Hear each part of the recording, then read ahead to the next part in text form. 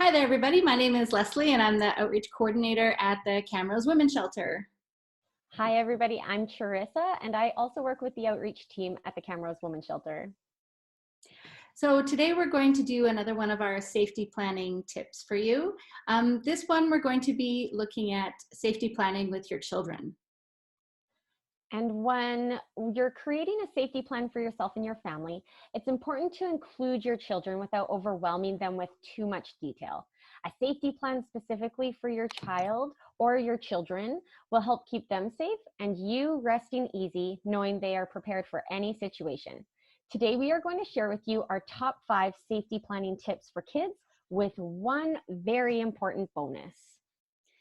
And actually, we're going to share that bonus tip first because it's the most important one. Now, it's essential to let your children know that their only responsibility is their own safety. They should never interfere in a conflict or feel that they're responsible for what's happening between adults. And this even means older children, especially, I would say, as teenagers might want to act more of an adult than the littler kids. So their job is to follow their safety plan and retreat into their safe place until the situation becomes safe again. Now for these 5 tips to help you create a safety plan. And we're going to start with our first one, and that is choosing those safe places inside and outside of your home.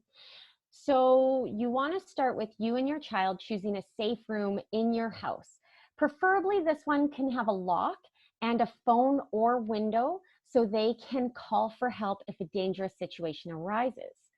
The second safe place that you want to choose is maybe 1 or 2 outside of the home.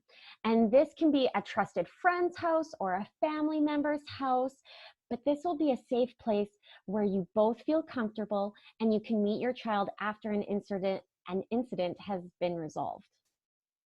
That's right. And in order to cue your kids about an incident happening, our second tip is to create 2 special code words. So that first word is a safety word that they will use when you have a trusted person is picking up your child, or for you to let your child know that a situation is okay. So we've heard about making this word before. You share that word with family, friends, teachers, instructors, the daycare, maybe coaches or anything like that, anywhere where your child might be picked up by someone. And this is a chance to talk with your child about who their safe people are and who they want to get into a vehicle with or go home with or that kind of stuff. The second word, though, is a get help word. And this is for when you need your child to either go to their safe place or find their safe people or those 2 places in the community that Charissa was talking about. It could also be a word that your child uses when they feel uncomfortable or unsafe. So when you're choosing this get help word, especially this one, it should be something that you would never say under any usual circumstances, something like purple elephant or something like that. That's always what comes to mind for me. Like in Canada, where do you see elephants? It could also be a conversation that you start with them or a question that you would not typically ask them. For example, did you see grandma's crazy socks last weekend? So that they know that you're not actually asking a question or that you're not actually talking about something nearby. It's like, oh, wow, mom never talks about this, so I need to pay attention. Thanks, Leslie. Our third tip is to have open communication. And this is so true in any parenting. Talk with your children and create that safe environment for them to talk to you. Some of the biggest things you want to talk to your kids about are safety measures within your house. Let them know that they should not open the door to anyone that they don't feel safe with, and tell them specific people who are not allowed to come into the house. This can be tough if it's people they know, but it's best to be open and honest with them throughout the whole process. Yeah, it really helps them prepare. Mm-hmm. Our next tip is to practice making those 911 calls or practice making the calls for help that they need.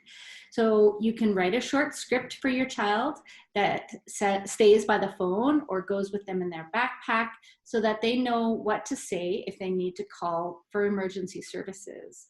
You can practice making that call together where you pretend to be the emergency operator and they practice what to say. An example of a script is included in the comments of this video. And our last tip is for them to know their information. So your child should know their full name and address and their safe people's name and address, or their, most importantly, actually their phone number. You can make a song to help them remember, or a little poem, whatever, help them write it out, whatever it takes for them to remember their safe places and their own full name and address. This will help in any situation, whether you're dealing with emergency services or just with friends and family. You know, and it's really surprising how well kids can remember those kinds of details. I've seen kids read out whole poems before, and they've got steel trap up there. Mm-hmm. So remember to practice your safety plan, and really remember and speak with your children about their main priority is their own safety. Thanks for joining us again. And of course, if you would like any assistance with your safety plan, remember that the Camrose Women's Shelter is here to support you and that you're never alone. Mm-hmm. Thanks so much for joining us, Teresa. Thank you, Leslie. And I hope everybody has a fantastic day and has fun creating their new safety plan. Stay safe, everyone. Bye.